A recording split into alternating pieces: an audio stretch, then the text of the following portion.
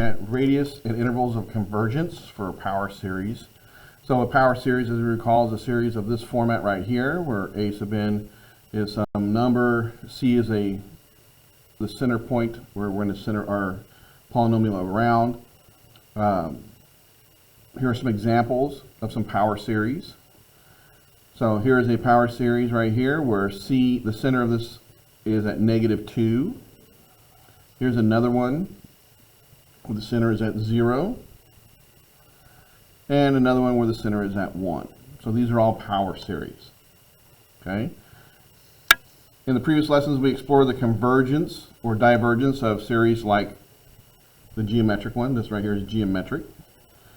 Now we're going to look at convergence or divergence of power series that look like this. Okay. That are not geometric. For what values of x does this power series converge? Okay. Little statement here. Can't ask, does this series converge, because it depends on the value of x. The answer will most likely include an infinite number of values in an interval. This series converges, so just in general, this series right here converges for x values in between -4 and 6. And we're going to learn how to figure that out as we move along. Okay? So, convergence of power series. The convergence of power series will follow one of three cases. Converges only at the center, okay, so that means the radius is 0, and all power series converge at their center, okay, they all do. But if they don't do anywhere else, then it's considered this one right here. At x equals c, we get this power series right here. If we expand it out, you'll notice that all of these terms right here are going to be 0. 0 to the 0 is undefined, but in math, we usually assign it the value of 1. So if you wanted to know why this one right here, if you have a contradiction, because this is 0 to the 0 power, okay, this is how they handle that situation right there.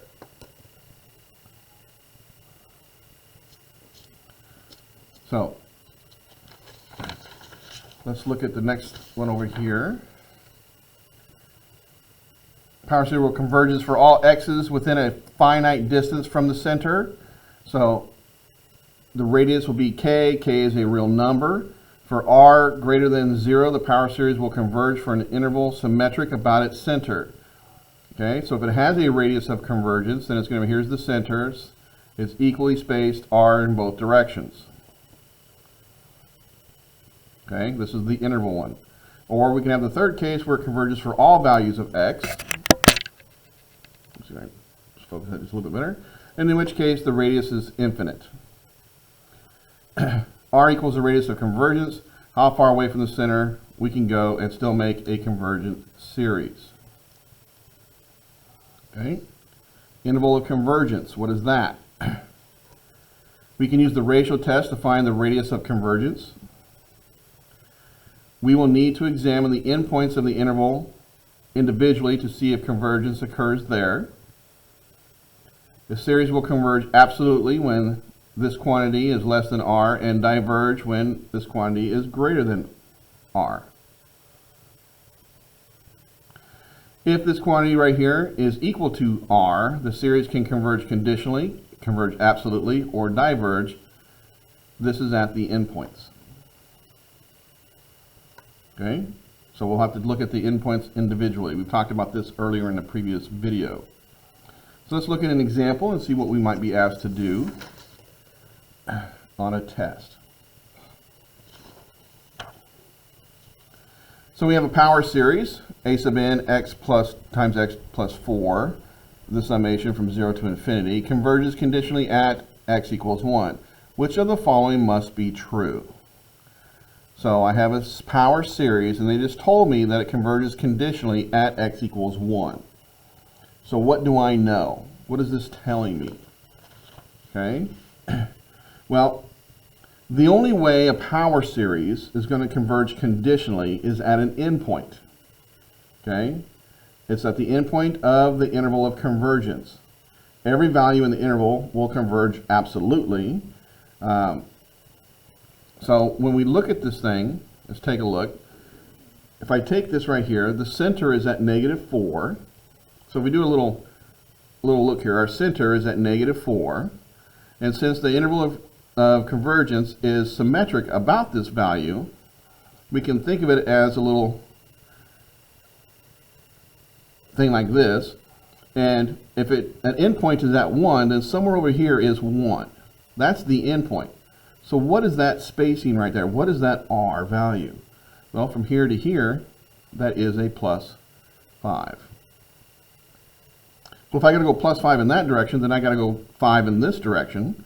So that means over here, I need to subtract 5 from here, which makes this -9. So my endpoints then of my interval of convergence is going to be 1 and -9. Okay, I know it converges conditionally here, but I don't know what happens over here.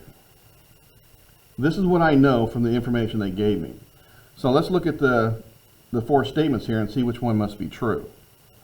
The series converges conditionally at -9. Well, I don't know that. It can converge conditionally, it can converge absolutely, or it can not converge at all, it can diverge there. The series diverges at -9. Same thing. I don't know what happens here. Okay? The series converges absolutely when x equals -2. Well, for this to converge conditionally at 1, that is an endpoint of an interval of convergence. That means everything in between these two endpoints has to converge absolutely. So I think we found our answer to be C. It's not going to diverge because it's convergent. They told you so in the problem. Okay? So that's how you kind of reason that kind of stuff out, to know the little pieces that are involved. Let's take a look at some other things and see how we can help us answer some other questions.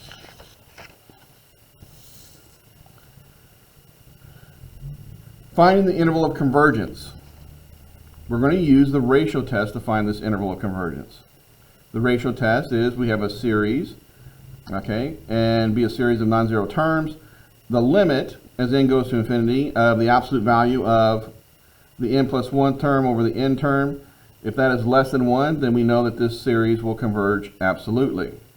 If it's greater than 1, then it diverges. And if this limit is equal to 1, then the ratio test is inconclusive. We need to use another test. Okay? And this is what's going to happen at the endpoints of our interval of convergence. We'll have to look at this in another way, and I'll show you how that's done.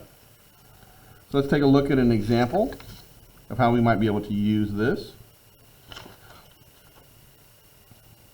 So R is the radius of convergence for this power series right here. We want to find what R is.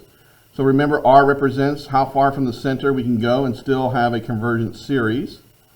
So let's take a look at this. If this is our nth term right here, we want to find the limit as n goes to infinity of a sub n plus 1 over a sub n. And so that leads us to the limit as n goes to infinity of x plus 3 to the n plus 1 over x plus 3 to the n. Okay? And so what we need to do is we need to clean this up. And you'll notice that n plus 1 on top, n on the bottom. This is 1 degree more than this degree, so when they reduce out, you get the limit as n goes to infinity of x minus 3. I'm sorry, x plus 3. And what is the limit as n goes to infinity of x plus 3? It's literally x plus 3. Okay? So this will converge when that quantity is less than 1. Okay? So, what do I know? I know from our definition that x minus c less than r. Okay, remember, we're trying to find r. So let's put it into that format. So if I do that, my center is at -3. So this is literally x minus a -3. Okay? So my center is at -3. And so then this number right here is my radius. And so my r is equal to 1.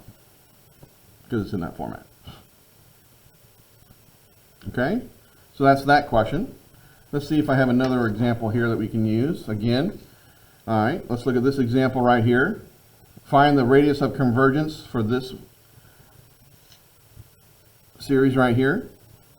So, same process as before. We're going to take the limit as n goes to infinity, a sub n plus 1 over a sub n, and that leads us to this limit right here. Okay? And we're going to do the absolute value. Now, because I'm doing absolute value, I don't need this negative symbol in here, because the absolute value makes all values positive, so that's going to just disappear. Okay? So this is going to be add 1 to the top here and add 1 to this one right, this n right here. And so we have x to the n plus 2, and down here we'll have n plus 1 squared. Now, just to save a little bit of time, divided by, now we'll just do it. This will be x to the n plus 1 over n squared. And so then this gives us, as we clean it up, so when I divide by another fraction, I'm just going to flip it over and multiply. So a lot of times you can just go right to that step if you feel comfortable doing it. This will be that. This will be n plus 1 squared. And then this will be n squared over x to the n plus 1. So that's how that flips over. And then we want to start reducing this out.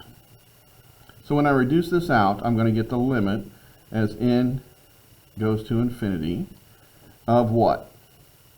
This is 1 power larger than this one, so that 1x is going to be remaining. Okay? And then I have this quantity right here, so x times n squared over n plus 1 squared. Just like so. Okay? So this is not part of the n going to infinity, so this actually just kind of breaks out, and you can use the properties of logs, and I can break that out because it's not related to that n going to infinity. Only this part is. And we want to know what this is going to be right here. Okay? And you can look at it and use this is a rational function right here going to infinity. So the leading coefficient here is going to be, the leading term here, if I multiply this out, would be n squared. That's an n squared. At infinity, those things just become a 1. So this becomes x times 1, which is just the absolute value of x. So that means this will converge when the absolute value of x is less than 1. This right here setup is my center then is at 0, which means my radius again is equal to 1.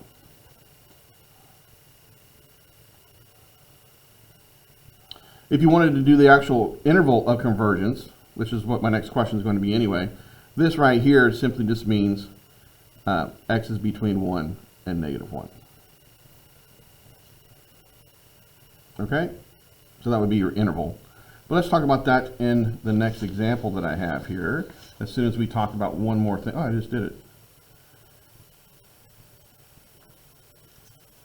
Oh, well, all right. I kind of jumped the gun.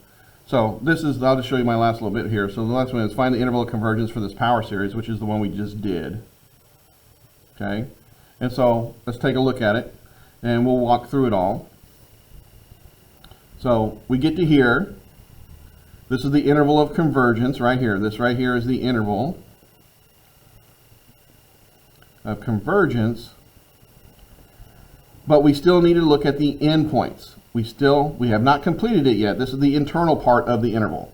I still have to look at the endpoints. Okay? So the endpoints are 1 and negative 1.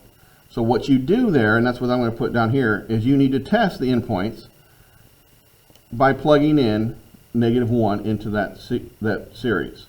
If I plug in negative 1, because we're going to test this endpoint right here, if I plug in negative 1 into that series, then this series becomes the summation of n equals 1 to infinity, negative 1 to the n, 1 to the n plus 1 over n squared. And if you clean all that up, this is what you end up with. And I get negative 1 to the n, because this is just 1, over n squared.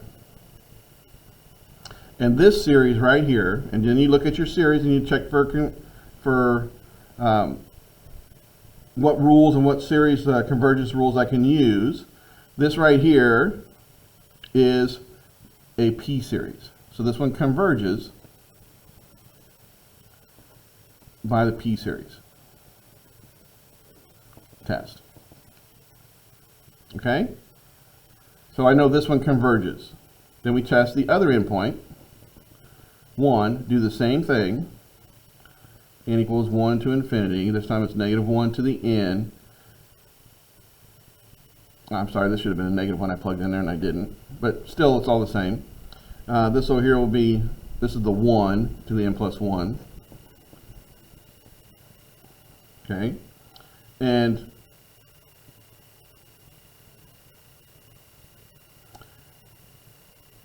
I have to refix this one up here. I'll come back to that in just a moment. So this one right here is going to be what I did up here. So I messed this one up here. I'll fix this in just a minute. So this will be n equals 1 to infinity. This is the negative 1 to the n over n squared. This is an alternating series. This converges by the alternating series test. Okay. This one up here, I had this number and this number were both negative, and I disregarded it.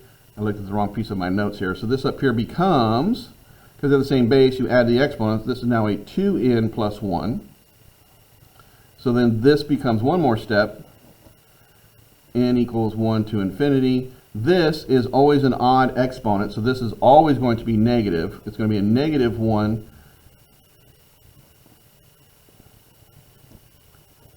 to the n over n. I keep putting that n up there, sorry. It's going to be always going to be negative. It's going to be negative 1 over n squared. That's why it's a p-series test. There's no n on the top part up here, just the negative 1. And so it's a p-series, so it converges by a p-series test. This endpoint converges by the alternated series test. And so my interval, complete interval of convergence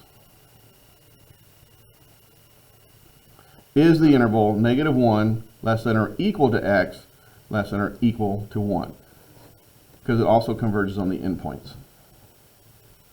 So sorry about the little mix up right there. Kind of looked at my notes a little bit backwards. But there it is. You test the endpoints to see if the ends converge. If they didn't converge, if it diverged, you don't put the equal signs. You try to see if I need to put the equal signs in the endpoints down here. So this part up here gives you the internal part of the interval, and then you test the endpoints just like this by plugging them in and seeing if the resulting series converges using one of our other tests. And that gives me the full complete interval. This will be a test question on the AP. Make sure you understand. So if you have any questions about this, please let me know.